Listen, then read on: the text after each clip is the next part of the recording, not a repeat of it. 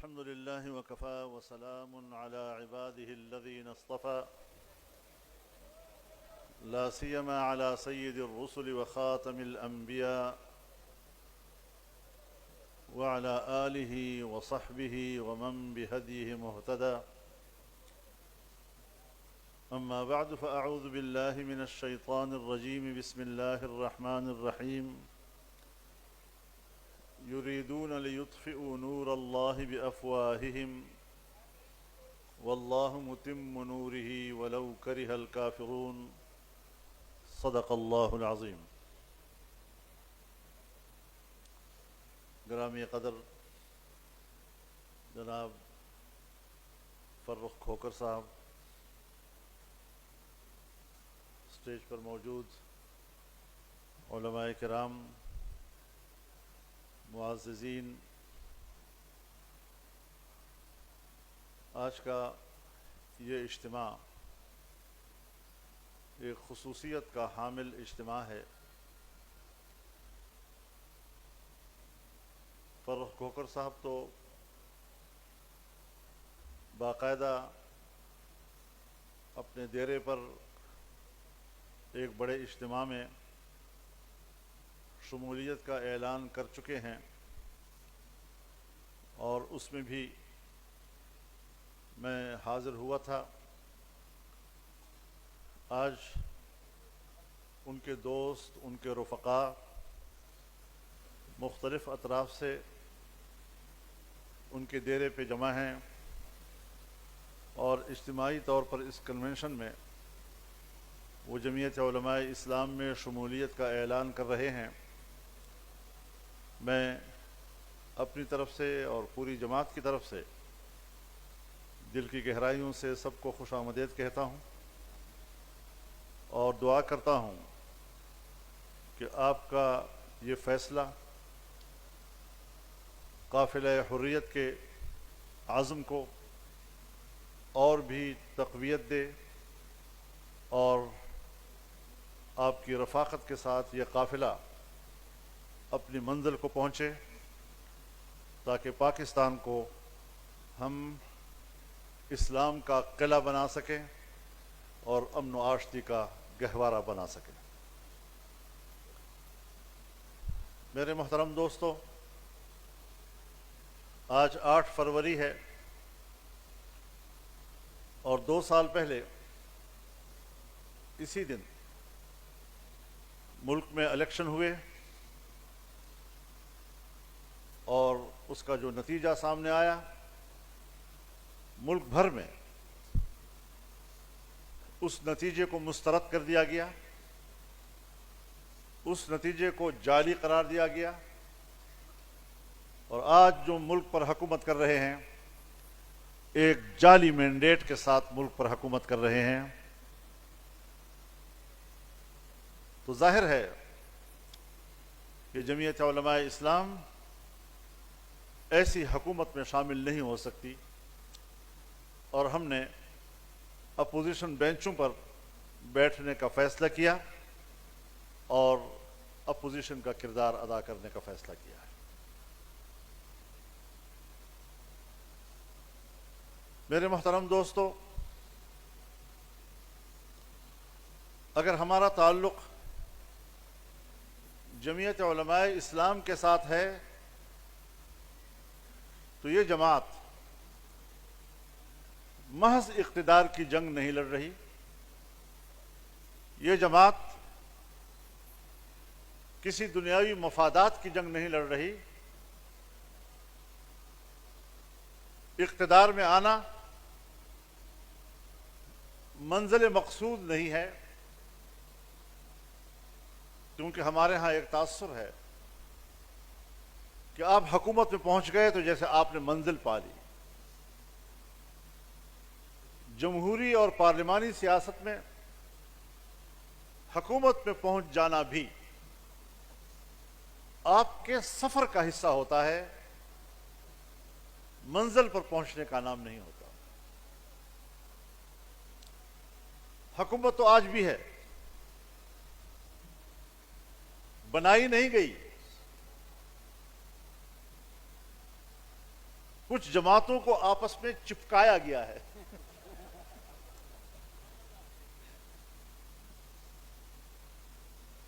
اور کئی جماعتوں پر جو متضاد خیالات کی بھی ہیں ایک دوسرے کے ساتھ چپکے ہوئے اس کو حکومت کا نام دے دیا ہے.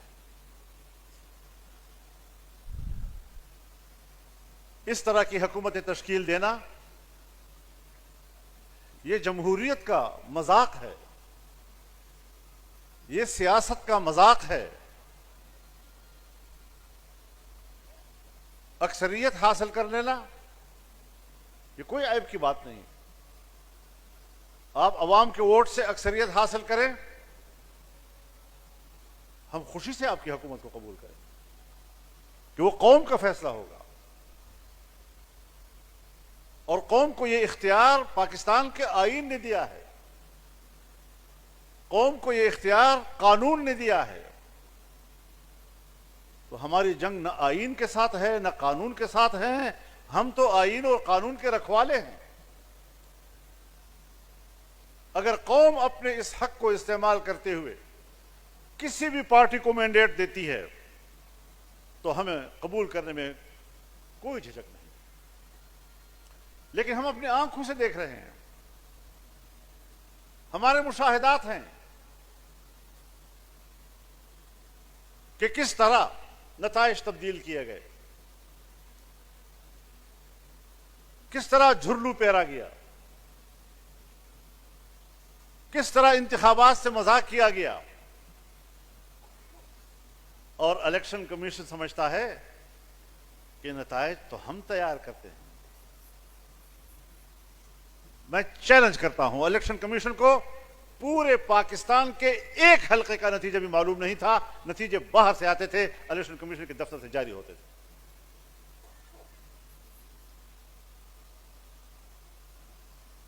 ایسا کٹ پتلی کمیشن شاید دنیا میں کہیں اس کی مثال نہیں.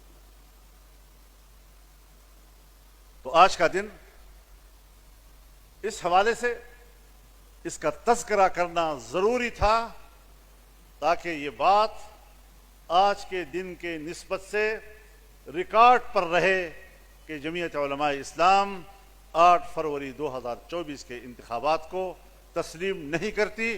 ہم نے اس دن میں مسترد کیا تھا, آج بھی ہم اس کو مسترد کرتے ہیں.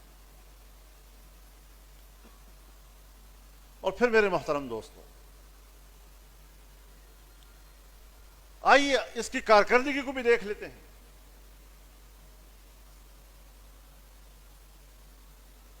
جمعیت علماء اسلام محض الزام تراشیوں کی سیاست نہیں کیا کرتی, حقائق پر مبنی اختلاف رائے کرتی ہے. ہماری روش میں انتہا پسندی نہیں ہے, ہماری روش میں اعتدال ہے اور دلیل ہے. اور اس بنیاد پر ہم قوم کی رہنمائی بھی کر رہے ہیں اور قوم کی نمائندگی بھی کر رہے ہیں. میرے محترم دوستو, ساری دنیا کے سامنے ہے کہ فلسطین پہ کیا گزری, غزہ کے مسلمانوں پہ کیا گزری, وہ سرزمین کس کرب سے گزری. آج تک 3 سال ہو گئے, ان پر آسمان سے آگ کی بارش ہو رہی ہے, اور وہ قوم آگ کی اس بارش میں بھسم ہو گئے. شہر کے شہر مٹ چکے ہیں, 70,000 سے زیادہ ہمارے مسلمان بھائی شہید ہو چکے ہیں.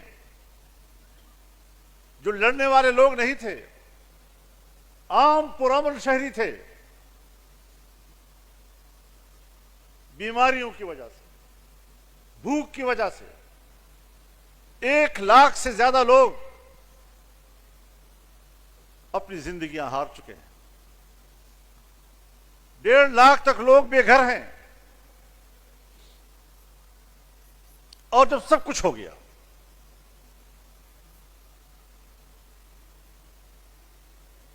اس قدر ایک وحشیانہ صہیونی روش جس کے پشت پر امریکہ ہے،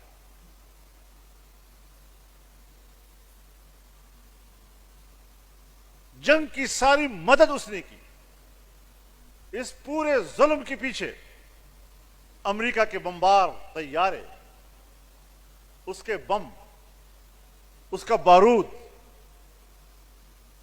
اس کا ڈالر کار فرما ہے جسے دنیا نسل کشی کہتی ہے، اور ہمارا وزیر اعظم کہتا ہے کہ ٹرمپ کو امن کا عالمی نوبل انعام ملنا چاہیے۔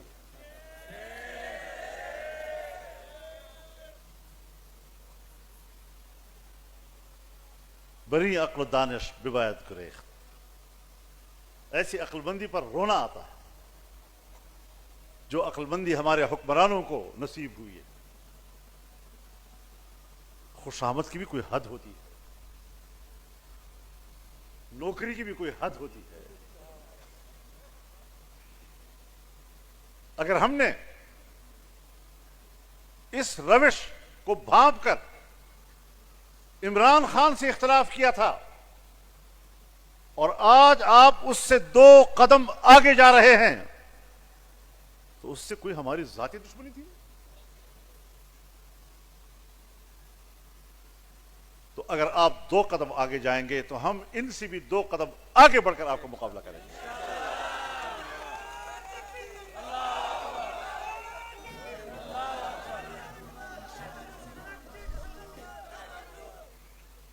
میرے محترم دوستو،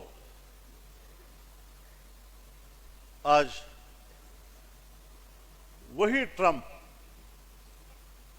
امن کا فارمولہ لے کر آئے، غزہ کو امن دینے کا،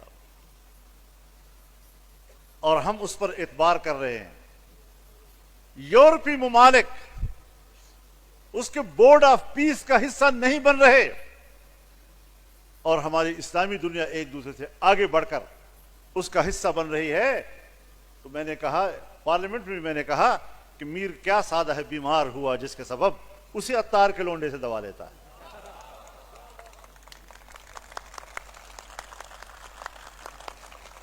جن کو ہم فلسطینیوں کا قاتل سمجھتے ہیں، جن کے ہاتھوں سے فلسطینیوں کا خون ٹپک رہا ہے، اس کو ہم فلسطین کا علاج ان سے مانگیں؟ اور پھر اس بورڈ کے اندر، امن بورڈ کے اندر نیتن یاہو بھی شامل ہے۔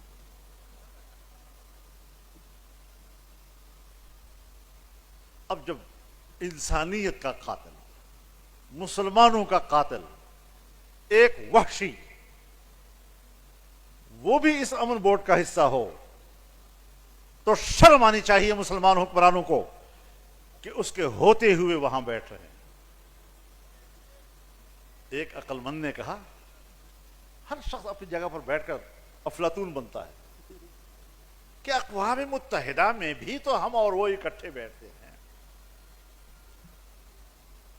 اگر یہ دلیل ہے تو پھر یہ کہو نا کہ قومی اسمبلی میں بھی تو ہم اور آپ اکٹھے بیٹھتے ہیں، اور یہ ریکارڈ پر ہے کہ جب اقوام متحدہ میں نیتن یاہو تقریر کے لیے کھڑا ہوا اور ڈائس پر آیا تو پوری اسلامی دنیا نے بائیکاٹ کیا، باہر چلے گئے اور اس کی تقریر سننے سے انکار کر دیا۔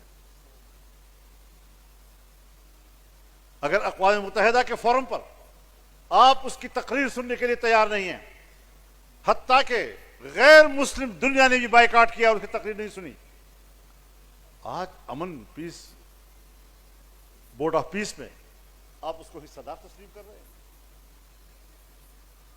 اور میاں شہباز شریف صاحب جس کاغذ پہ دستخط کرتے ہیں پھر دنیا کو بھی دکھاتے ہیں کہ میں نے بڑا خوبصورت کام کیا ہے۔ حق یہ تھا کہ آپ کہیں چھپ کر یہ چوری کر لیتے، اتنا جرم پبلک کے سامنے تو نہ کرتے۔ اور پھر آپ یہ بھی دیکھ رہے ہیں کہ چائنا ہمارا دوست،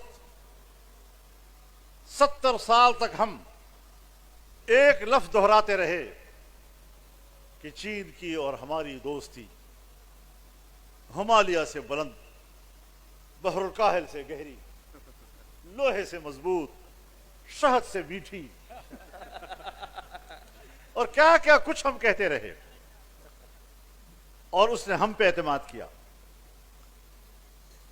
عالمی تجارتی شاہراہ کے لیے اس نے پاکستان کی سرزمین کو چنا، یہاں اس نے پیسہ انویسٹ کیا۔ ان کو بھی شکایت تھی اور ہمیں بھی تھی کہ عمران خان کی حکومت میں سپیک منصوبہ روک دیا گیا، میگا پروجیکٹس روک دیے گئے۔ آج ذرا ان سے بھی تو پوچھتے ہیں نا، ہمارے کنٹینروں پر آ کر تقریر کرنے والے، ذرا ان سے بھی تو ہم پوچھ لیں کہ آپ کے اس دور میں کوئی ایک اینٹ آگے لگی ہے تو کیا فرق ہوا؟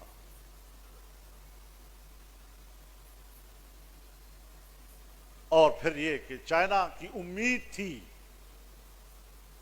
کہ پی ڈی ایم کے لوگ آئیں گے تو پاکستان میں ہماری سرمایہ کاری کا راستہ کھل جائے گا، لیکن روش آج بھی وہی ہے، پہلے سے تبدیل نہیں ہوئی۔ تو اب تو وہ پورے پاکستان سے مایوس ہو گیا نا۔ اور ہمارے حکمرانوں کی خارجہ پالیسی، کامیاب خارجہ پالیسی، مقبول ترین خارجہ پالیسی، کہ انڈیا سے بھی جنگ، افغانستان سے بھی جنگ، چین بھی ناراض، ایران بھی ناراض، اور اس ماحول میں وہ سمجھتے ہیں ہم پاکستان کی جنگ لڑ رہے ہیں۔ بیڑا غرق کر دیا تم نے پاکستان کا۔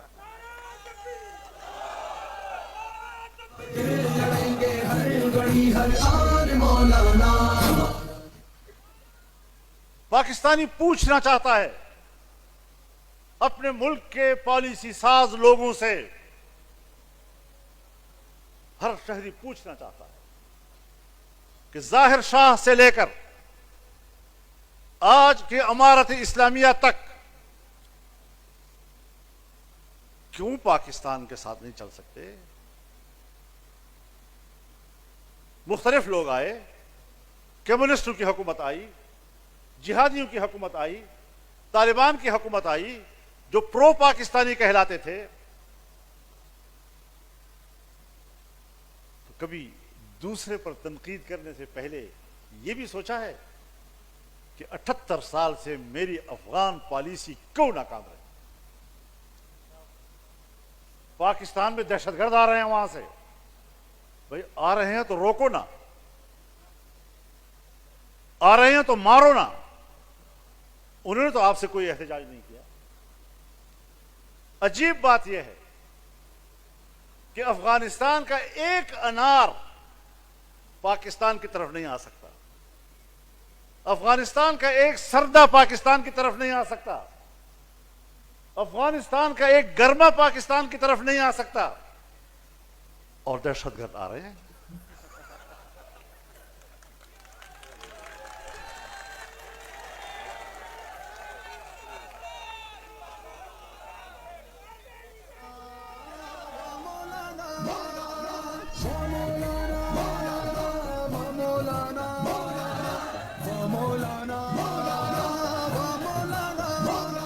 تو ذرا سوچنا پڑے گا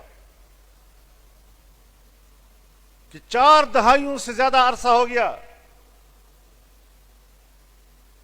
ہمارے مغربی سرحدات پر، خیبر پختونخوا سے لے کر بلوچستان تک خون بہہ رہا ہے۔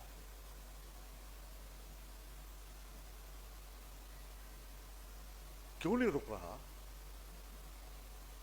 پالیسی کون بنا رہا ہے؟ ایک جنرل آتا ہے کہتے ہیں مذاکرات کرتے ہیں، دوسرا جنرل آتا ہے کہتے ہیں لڑنا ہے۔ تو بابا پالیسی ملک کی ہوتی ہے، ایک طرح کی چلتی ہے۔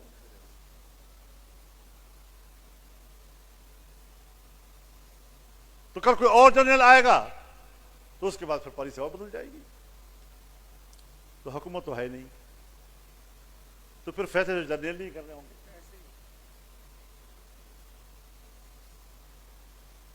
تو افغان پالیسی کدھر ہے, امن پالیسی کدھر ہے؟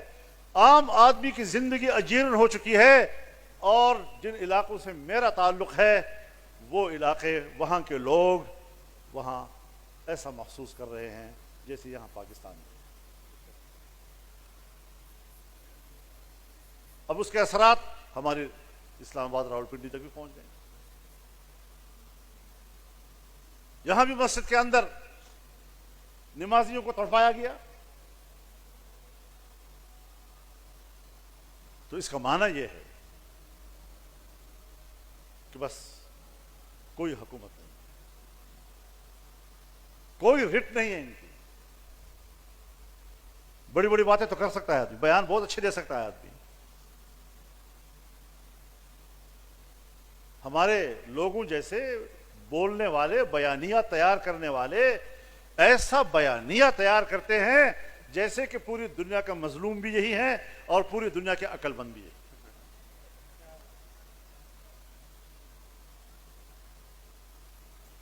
کب تک لوگوں کو آپ بہلاتے رہو گے خوبصورت الفاظ کے ساتھ اور خوبصورت جملوں کے ساتھ؟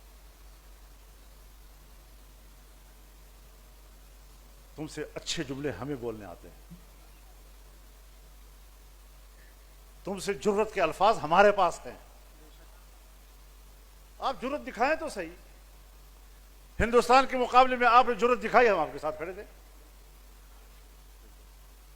لیکن ملک کی داخلہ پالیسی, امن و امان کے حوالے سے کون اعتماد کرے گا ہمارے پر, اور کون ہمارے ساتھ تجارت کرے گا؟ آپ کے اپنے ملک کا لوگ باہر جا رہا ہے. پاکستانی کی محنت بھی اور پاکستانی کا روپیہ بھی باہر انویسٹ ہو رہا ہے. پاکستان میں کاروبار ختم ہو رہے ہیں. یہ جعلی قسم کی باتیں کہ بین الاقوامی دنیا میں اب ہمارے اقتصاد کے اشارات, کچھ اشارات 15-20 سال سے ہم اشارات پہ گزارا کر رہے ہیں, اور حقیقت یہ ہے کہ ہم نیچے جا رہے ہیں. انڈیا کی معیشت ٹھیک, چائنا کی معیشت ٹھیک, افغانستان کی معیشت ہم سے ٹھیک, ایران کی معیشت ٹھیک, اور اس خطے میں اگر نیچے جا رہا ہے تو صرف پاکستان جا رہا ہے. تو کس کو الزام دیں؟ تو اس اعتبار سے نہ ہمارا اقتصاد بہتر ہے, نہ ہمارا امن و امان بہتر ہے. ملک کی سلامتی داؤ پہ لگی ہوئی ہے, اور پارلیمنٹ میں اگر قانون سازی ہوتی ہے تو اس قانون سازی میں بھی طاقتور قوتیں اپنی گرفت مضبوط کرنے کے لیے قانون سازی کرا رہے ہیں,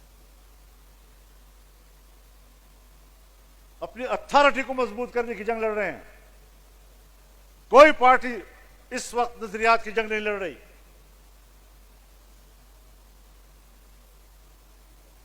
اور اسٹیبلشمنٹ اپنی اتھارٹی کو مضبوط کرنے کی جنگ میں کامیاب ہوتی جا رہی ہے.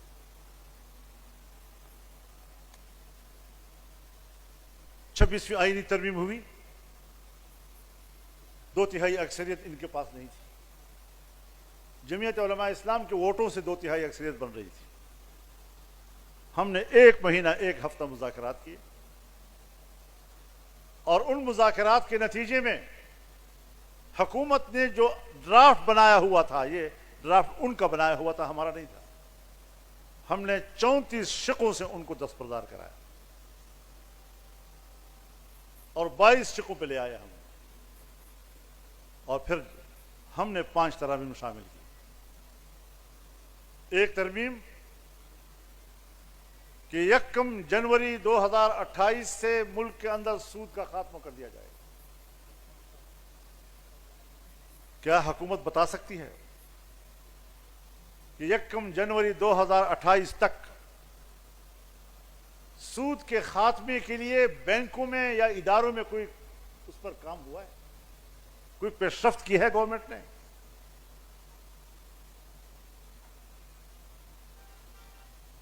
اسلامی نظریاتی کونسل کی سفارشات سن 1973 میں آئین بنا، 1973 میں اسلامی نظریاتی کونسل بنی، آج تک کسی ایک سفارش پر قانون سازی نہیں ہوئی۔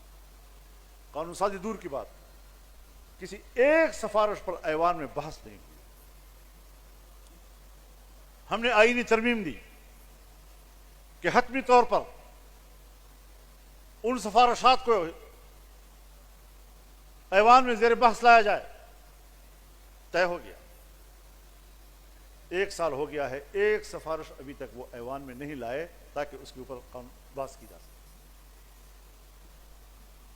ان نیتوں کے ساتھ آپ مذاکرات کرتے ہیں، ان نیتوں کے ساتھ آپ آئین میں ترامیم کرتے ہیں، تو کون کل آپ کو اعتماد کرے گا؟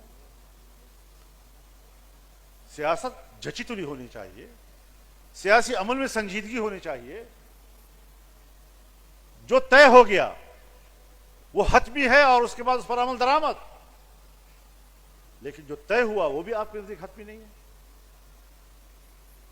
اور پھر 27ویں ترمیم آ گئی۔ اب 1 سال کا عرصہ بیچ میں گزرا ہے، وہ بھی مکمل نہیں۔ اس 1 سال میں 1 سال پہلے تمہاری 2/3 اکثریت جمعیت کے بغیر پوری نہیں ہو رہی تھی، 1 سال کے اندر اندر آپ کی اکثریت 2/3 وہ پوری ہو گئی۔ یہ 1 سال کے اندر کہاں سے فرشتے آ گئے؟ کوئی نیا الیکشن ہو گیا؟ کہاں سے آپ کی اکثریت بن گئی؟ تو اس کا معنی یہ ہے کہ تم نے ممبران کے ہاتھ مروڑے ہیں، ان کی گردن مروڑی ہے۔ یہ تو جعلی 2/3 اکثریت بھی نہیں ہے، یہ تو جبری ہے۔ اس طریقے سے ترامیم ہوتی ہے۔ اور صدر مملکت تا حیات اس کے خلاف کوئی مقدمہ درج نہیں کیا جا سکے گا۔ اب آصف رضاداری ہمارا دوست ہے، کولیگ ہے، قسمت سے صدر مملکت ہے آج کل، تو آپ لوگوں نے ان کو 8 سال 10 سال 15 سال کس جرم میں جیلوں میں رکھا تھا کہ اب وہ تا حیات مستثنا ہوگا اور پھر وہ جو کچھ کرے آپ اس کے خلاف مقدمہ دائر نہیں کر سکتے؟ آپ بھی صدر بن سکتے ہیں اس ملک میں، آپ کو بھی مبارک ہو، تا حیات جو ہے آپ کو کچھ نہیں ہوگا۔ جناب رسول اللہ صلی اللہ علیہ وسلم وہ تو اپنے آپ کو مستثنا نہیں کر رہے، صحابہ کرام کی جماعت کے سامنے خود کو پیش کرتے ہیں کہ اگر مجھ پر کسی کا حق ہے تو مجھ سے حق لے سکتا ہے۔ اب کون ہے جو کہے کہ میرا آپ کے اوپر حق ہے؟ ایک صحابی کھڑا ہو گیا کہ جی میرا آپ کے اوپر حق ہے۔ کہتے کیا حق ہے آپ کا؟ آپ نے مجھے چھڑی ماری تھی، میں بھی چھڑی کا بدلہ لوں گا۔ رسول اللہ صلی اللہ علیہ وسلم فرمایا آؤ چھڑی کا بدلہ لے۔ اب اس کی نیت میں کچھ اور تھا، کہنے لگا میری پیٹھ تو ننگی تھی، آپ بھی اپنی پیٹھ ننگی کریں گے۔ رسول اللہ صلی اللہ علیہ وسلم نے پیٹھ ننگی کر دی، اور جو ہی ان کی پشت مبارک ان کو نظر آئی، جا کر لپکا اور لپٹ گیا اس کے ساتھ اور چومتا رہا اور چومتا رہا اور چومتا رہا۔ کہتے ہیں حضرت میں نے اسی لیے یہ سارا قصہ بنایا تھا، میں آپ سے کیسے بدلا دے سکتا ہوں؟ آپ کی تو چھڑی بھی میرے لیے سعادت ہے۔ تو رسول اللہ تو اپنے آپ کو مستثنا نہیں قرار دے رہے۔ حضرت عمر فاروق رضی اللہ تعالی عنہ کہ جس کے روب اور دبدبے سے جس راستے سے وہ گزرتا ہے شیطان نہیں گزرتا وہاں سے، اور وہ بڑے اجتماع میں صحابہ کرام سے خود فرماتے ہیں کہ اگر عمر کجروی اختیار کر لے تو تم کیا کرو گے؟ اب کون ان کے سامنے کھڑا ہو کہ ہم کیا کریں؟ ایک صحابی پیچھے کھڑا ہو گیا، تلوار کھینچی اور کہا واللہ لو رأینا فیک اعوجاجا لقومناہ بحد سیوفنا، اگر ہم نے آپ کے اندر کوئی کجروی دیکھی تلوار سے سیدھا کر دیں گے اس کو۔ اب لوگ سوچ رہے تھے کہ پتہ نہیں عمر کیا رد عمل دے گا، اتنی بڑی بات اس نے کہہ دی۔ حضرت عمر نے جواب دیا الحمدللہ الذی جعل فی امت محمد من یقوم اعوجاج عمر بسیفہ، اس اللہ کی تعریف کہ جس نے حضرت محمد صلی اللہ علیہ وسلم کی امت میں ایسے لوگ بھی پیدا کیے ہیں کہ جو عمر کی کجروی کو تلوار سے سیدھا کر سکتے. حضرت ابوبکر صدیق رضی اللہ تعالیٰ عنہ خلیفہ بننے کے بعد فرماتے ہیں کہ میں تم میں سے کوئی بہتر آدمی نہیں ہوں, تم سے کوئی بڑا آدمی نہیں ہوں, لیکن مجھے خلیفہ بنایا گیا ہے. اب اگر میں صحیح کام کروں تو میری پیروی کرو, اور اگر میں غلط کام کروں مجھے سیدھا کرو. ہمارے حکمران ان سے بھی بہت مقدس آ گئے. 1400 سال کے بعد یہ ہم پر منکشف ہوا کہ ہمارے ملک کا حکمران اور طاقتور وہ مستثنا ہوگا قانون. یہ 8 فروری 2024 کے الیکشن کے نتیجے ہیں جو آپ دیکھ رہے ہیں, یہ اس الیکشن کے نتیجے ہیں. صرف یہ نہیں کہ حکمرانی ہو رہی ہے, اس حکمرانی کے نتیجے میں یہ سب کچھ سامنے آ رہا ہے آپ کے, کہ خارجہ پالیسی ناکام, اقتصادی پالیسی ناکام, تجارتی پالیسی ناکام, قانون سازی میں بددیانتی, قانون سازی میں جھوٹ, اس قسم کی چیزیں آپ ہم پر مسلط کریں گے اور پھر ہم سے توقع رکھیں گے کہ ہم آپ کا تعاون کریں. تعاون کریں گے اچھے کاموں, تعاون علی البر والتقوی ولا تعاون علی الاثم والعدوان. برے کاموں میں ہم آپ کا ساتھ نہیں دے سکتے, ناجائز سفر میں ہم آپ کے ساتھ نہیں ہیں. تو یہ وہ ساری صورتحال ہے اس وقت, کہ کچھ مختصر نقشہ میں نے اس کا آپ کے سامنے رکھا ہے, اور انشاءاللہ یہ سفر آپ کا اور ہمارا جاری رہے گا.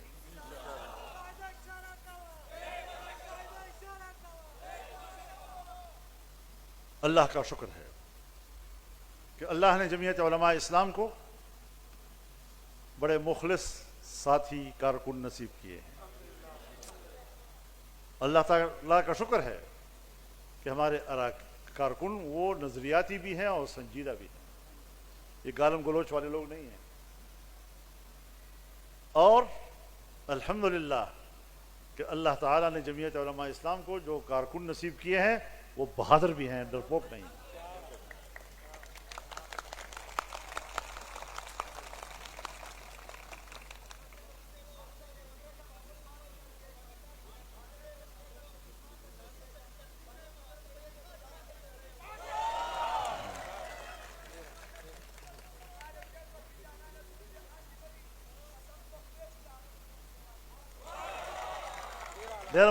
ډیره مننه. بس دا خبر ځان سره ولیکئ او خطه کړه شئ, ڈٹ کر حالات کا مقابلہ کرنا ہے, آگے بڑھنا ہے. یہ پاکستان کسی کی جاگیر نہیں ہے, یہ ہمارا ملک ہے اور یہ ہمارا ملک بن کر رہے گا. یہ اللہ کے نام پر بنا ہے, اسلام کے نعرے پہ بنا ہے, لا الہ الا اللہ کے نعرے پر قوم نے قربانی دی ہے, اور انشاءاللہ اس نظام کو اس ملک میں برپا کرنے کے لیے اپنا سفر جاری رکھیں گے. اکابر کا بتایا ہوا راستہ نہیں چھوڑیں گے. اللہ تعالی ہمیں اخلاص, توفیق اور استقامت نصیب فرمائے. وآخر دعوانا ان الحمد للہ رب العالمین.